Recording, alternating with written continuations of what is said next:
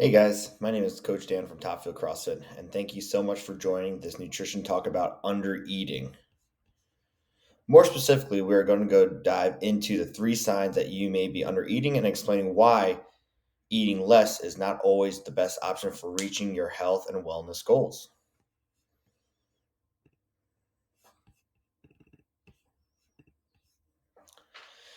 I had a client walk into my office the other day telling me about their weight loss journey and how it's been lackluster. During this conversation, I have learned that she had been battling her weight since the late teens and early 20s. She had tried any and all diets, fads, restrictive eating, counting calories, shakes, and anything you could possibly think of. Over the years, her weight has shown some yo yoing, but ultimately insignificant weight loss, which was not her goal. She finally took a big breath after explaining all those diets when she asked, I feel terrible, but I'm eating less and I'm doing all the things I've been told to do to lose weight.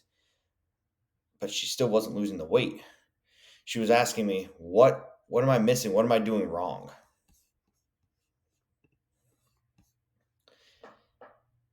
This could be a very frustrating part of the weight loss journey, but it's not unique. This happens all the time to everybody. Diet culture tells us eat less and lose weight, oftentimes promoting diets that are anywhere from 1,000 calories or less. So today, I wanted to walk through signs you may not be eating enough and the reasons why eating less is not always the best path for reaching your goals.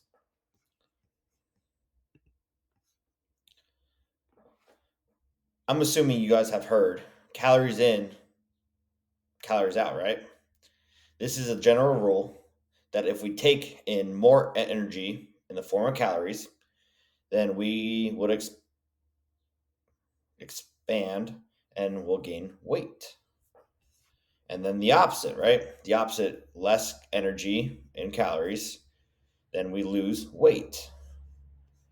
So you may be wondering if this is a rule is true, then why is eating less not always the answer? Well, there's a lot of different factors that can influence this simple equation. I want to begin by explaining some of the factors that may alter intake. First is your appetite. Obviously, it may seem your appetite may be affected by hormones. You have two main hormones that we'll be discussing today, which are called leptin and ghrelin. Leptin is a hormone produced by our fat tissues that signal that our brains that we are feeling full. Ghrelin is released in the stomach, which is called our hunger hormone, to tell us when we are hungry. This is important because we drastically decrease our calorie intake, which affects our body's hormones. Ghrelin will shoot up, which makes us feel hungry all the time. Thinking about the last time you were feeling really hungry. How hard is it to stick to healthy eating and stay away from fast food and treats? While hormones play a big role in influencing intake, there are many other factors, including your environment. Studies show people consume more when eating with friends and family than alone. Also, palatability. The food reward of having it taste really good makes you want to eat it more and more frequently. Now we'll take some time to explain a few other factors that may influence the energy output. You have your BMR or basal metabolic rate. This is the estimated amount of calories your body needs when at rest to continue the basic needs of living. But we also need to take into account the physical activity level, which includes our day to day movements, such as going to the grocery store, chasing our kids, vacuuming the house, organizing, or physical activity like actual going to the gym, working out, running, etc. Taking this all into account, the thermic effect of food or how much energy your body needs to break down or metabolize the food we consume. Okay, sign number one is you're constantly hungry. You start eating less, and now all you can think about is the next time you get to eat. We've all been there, haven't we? Cir- this circles us back to those hormones that we just discussed in the last slide or two. When we eat less, your body signals for an increase of ghrelin, making you feel super hungry. When we feel hungry, it can lead to increased portions, more frequent sneaky handfuls of snacks, or overconsuming sweets when we finally succumb to those cravings. This can lead to surplus of calories, which prevents us from losing weight. We should be eating an amount where we aren't feeling hungry. While a decrease in calories may sound like the result is always feeling hungry, choosing more whole food options that provide more volume in your meals and balancing your meals and snacks is a great way to combat that. One of the easiest ways to start balancing your meals is by reshaping your plate, aka the plate method. You'll find that our plate method here in this slide shows that there's half a plate of vegetables, which is about 1 to 2 cups of vegetables, non starchy carbs. We have our top right corner of our plate, which is a quarter of our plate of starchy carbs, so potatoes, rices, beans. Then we have the bottom right corner, which is another quarter, which is our proteins, which could go anywhere from 6 to 8 ounces of protein. I always tell my clients eat your vegetables and protein first, leaving the starchy carbs for last. The starchy carbs fill you up, and then you may not want to eat the rest of it. Also, removing distractions from when you're eating, aka TV or phone, so you're not just overeating and not feeling the signals of feeling full. Also, setting a timer to take 20 minutes to enjoy your meal and not just rushing and scarfing it down. Last tip that could also help is putting your fork down between bites. Taking one bite, chewing it thoroughly, swallowing it, and then picking up that fork again. Sign number 2, you're moody. You know what comes with being hungry. It's a feeling of hangry. I know my wife would probably say, I get hangry a lot. Well, did you know in January 2018, the word hangry was officially added to the dictionary? It is defined as bad tempered or irritable as a result of hunger. So you start to eat significantly less, your body is protesting by increasing the production of ghrelin, and now you may or may not be starting unnecessary fights with friends and family. Hangry. This mood shift is a classic sign that you aren't eating the right amount to reach your goals. So, what happens when we start feeling hangry? When we start to eat less, our blood sugar starts to drop. As blood sugar starts to drop, it triggers a cascade of hormones, including increased cortisol and increased adrenaline. This happens as a way as your body to fix the lower levels of necessary blood sugar, leaving us feeling more agitated. To stop this drop in blood sugar, consider eating small or smaller and more frequent meals, or including a balanced snack in between each meal. This could help stabilize your blood sugars and stop the irritable, hangry feeling. Sign number 3, sleep and stress issues.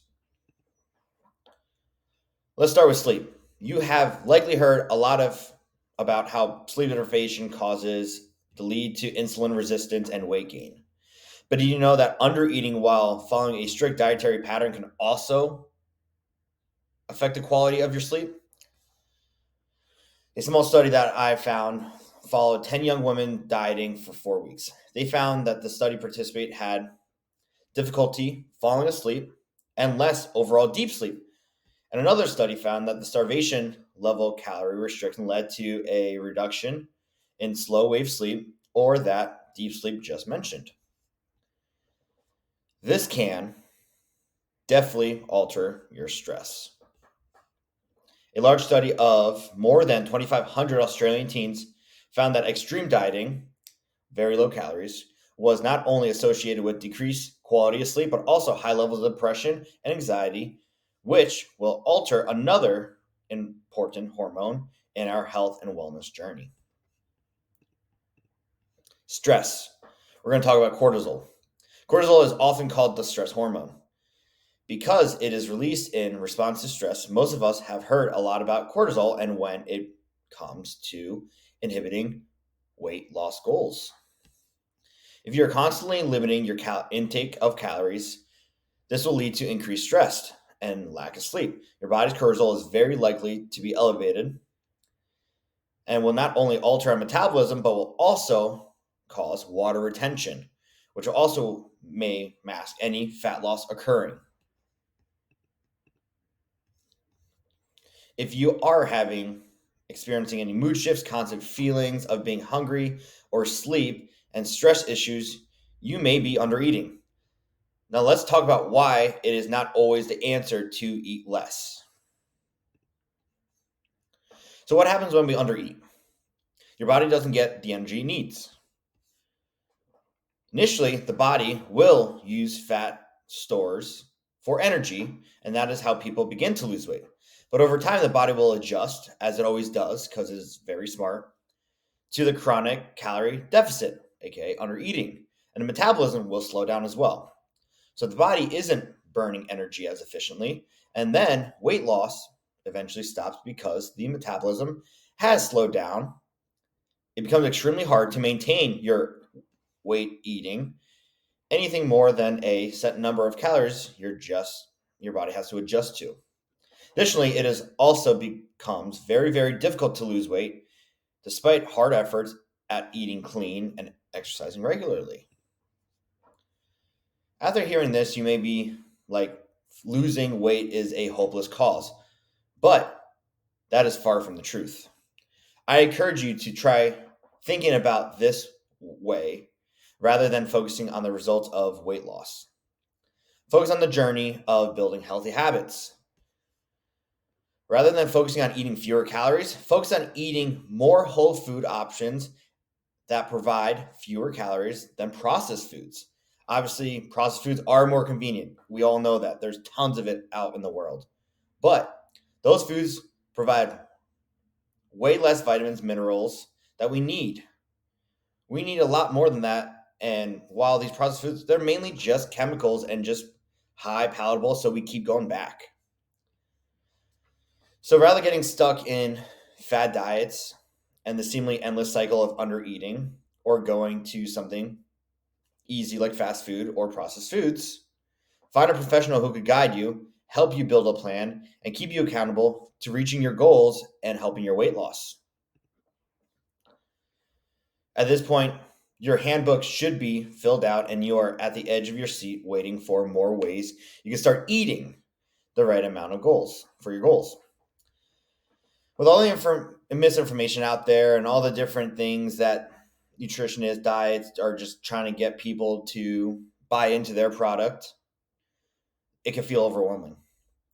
To start building your foundation, here are some principles that have helped so many people take control of their health, one habit at a time.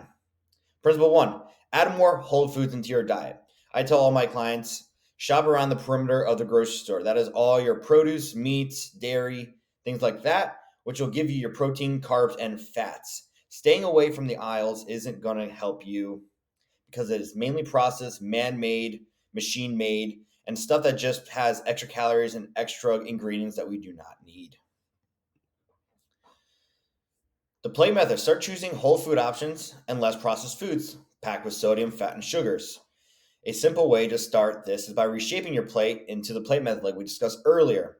Half of our plate, vegetables, quarter plate, starchy carbs, so our rices, potatoes, beans, and then quarter plate protein, which is about 6 to 8 ounces, or maybe the size of your hand or a little more. Principle number 2 is focus on balance, protein, carbs, and fats. When we say balance, does that mean every meal and snack has to be perfect? No.